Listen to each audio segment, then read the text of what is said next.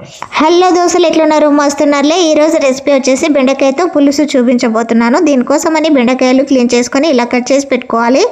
ఇప్పుడు స్టవ్ మీద బాండి పెట్టుకొని కొద్దిగా ఆయిల్ వేసుకొని ఇందులో కొద్దిగా జీలకర్ర, కొద్దిగా ఆవాలు, కొంచెం మెంతులు, 1 టేబుల్ స్పూన్ మినపప్పు, 1 టేబుల్ స్పూన్ శనగపప్పు, 5-6 ఎండుమిర్చి, ఒక 5-6 పచ్చిమిర్చి ఇలా చీలికలుగా వేసుకొని వీటన్నిటిని ఫ్రై చేసుకోవాలి. ఇవి ఫ్రై అవుతున్నప్పుడు ముందుగానే కట్ చేసి పెట్టుకున్న ఉల్లిపాయలు కూడా వేసుకొని ఫ్రై చేసుకోవాలి.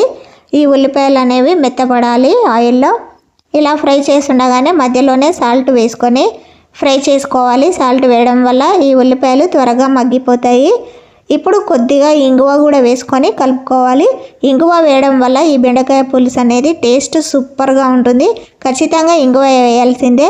ఇప్పుడు 1 టేబుల్ స్పూన్ అల్లం వెల్లుల్లి పేస్ట్ వేసుకొని ఈ అల్లం వెల్లుల్లి పేస్ట్ పచ్చి స్మెల్ పోయేదాకా ఫ్రై చేస్తూ ఉండాలి. మధ్యలోనే కొద్దిగా పసుపు కూడా వేసుకొని ఇదంతా ఫ్రై చేయాలి.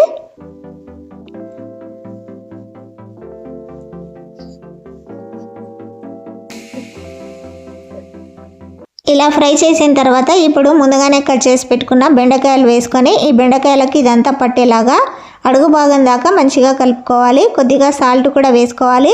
పోపులో ఇంతకు ముందుకు వేసుకున్నాం కదా, ఇప్పుడు చూసుకొని సాల్ట్ అయితే వేసుకోవాలి. ఒకసారి కలుపుకొని దీనిపైన మూత పెట్టి ఒక 2 నిమిషాలు అయితే మగ్గించుకోవాలి. 2 నిమిషాల తర్వాత ఒకసారి మూత తీసి ఇదంతా బాగా కలిసేలాగా కలుపుకోవాలి. అడుగు భాగం మాడిపోకుండా మధ్య మధ్యలో కలుపుతూ ఉండాలి. ఈ బెండకాయ ముక్కలు అనేవి మెత్తబడాలి. ఇప్పుడు మరొకసారి మూత పెట్టి మగ్గించుకోవాలి. మధ్య మధ్యలో కలుపుతూ ఇలా మగ్గించుకోవాలి బెండకాయలు మెత్తబడేదాకా.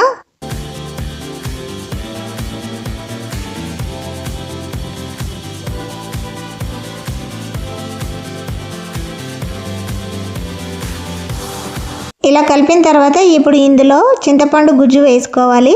ఒక పెద్ద నిమ్మకాయ సైజు అంతా చింతపండు నానబెట్టుకొని అందులో ఉన్న గుజ్జు అయితే ఇందులో వేసుకోవాలి. ఇలా వేసుకున్న తర్వాత ఇప్పుడు స్పైసీకి తగినంత రెడ్ చిల్లీ పౌడర్ యాడ్ చేసుకోవాలి. ఇలా వేసుకొని ఇదంతా ఒకసారి కలిసేలాగా కలుపుకోవాలి. మిగతా చింతపండు రసం కూడా వేసుకోవాలి. వేసుకొని ఇదంతా మరొకసారి కలుపుకోవాలి.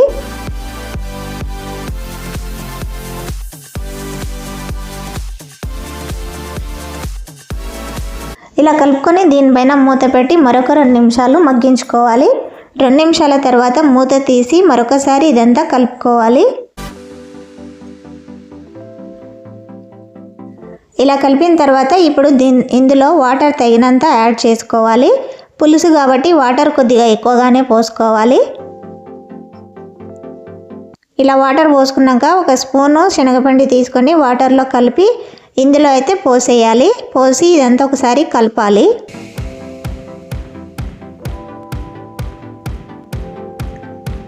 ఉప్పు సరిపోయిందో లేదో ఒకసారి చెక్ చేసుకోవాలి. అదేవిధంగా కొంచెం బెల్లం వేసుకొని కలుపుకోవాలి. బెల్లం వేయడం వల్ల టేస్ట్ చాలా బాగుంటుంది. ఇదంతా కలిపి మూత పెట్టి మరొక 2 నిమిషాలు ఉడికించుకోవాలి. బెండకాయలు చూసారు కదా, మెత్తగా అయిపోయాయి.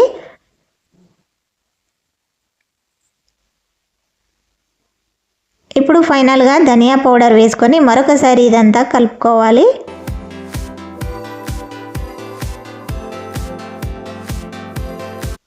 ఇలా కలుపుకొని దీనిపైన మూత పెట్టి 1 నిమిషం పాటు మగ్గించుకోవాలి. 1 నిమిషం తర్వాత మూత తీసి కలుపుకోవాలి. చూసారు కదా, బెండకాయ పులుసు అనేది ఈ విధంగా ఉండాలి. ఇలా ఉంటే పర్ఫెక్ట్గా వచ్చినట్టు. ఇప్పుడు క్లీన్ చేసి పెట్టుకున్న కొత్తిమీర వేసుకొని మరొకసారి ఇదంతా బాగా కలుపుకోవాలి.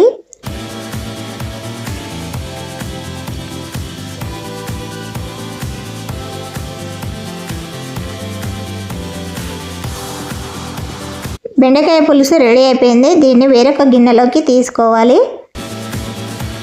ఇలా తీసుకొని వేడివేడి అన్నంలో ఈ బెండకాయ పులుసు వేసుకొని తింటే ఉంటుంది వారెవా అనే ఖచ్చితంగా అంటారు. సూపర్గా ఉంటుందండి.